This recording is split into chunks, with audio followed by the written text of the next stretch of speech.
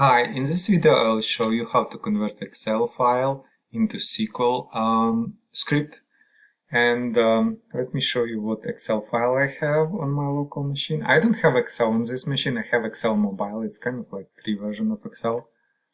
But this Excel file contains state name, state code, region, subregion. It's like one spreadsheet with all data in it.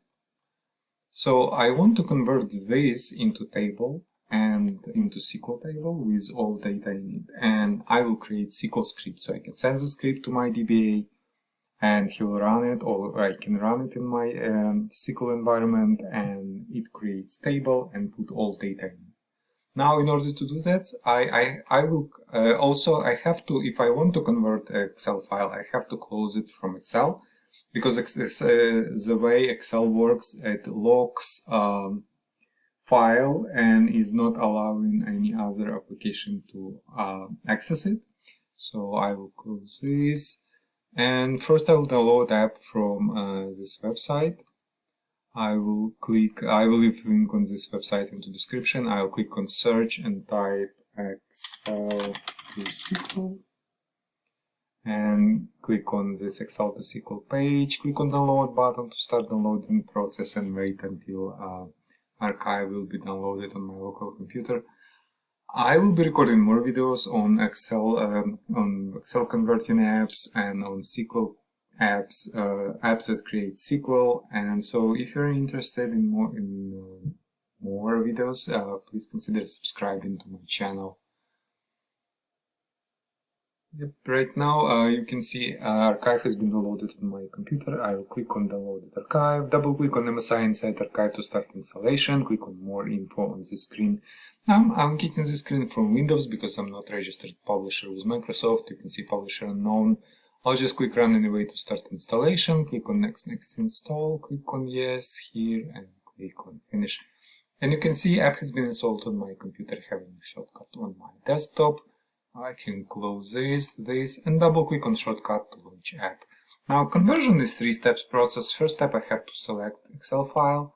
I will click on this button and it's called US States, I think. XLS, yes, this one, and click on open. If this file has been selected, click on next step. Now my file contains, first row of the file has column names. While I will click this, add ID field. Sometimes ID field is nice to have for SQL database because it can uniquely identify records into table. I'll keep that checked, and I will want script for Microsoft SQL Server.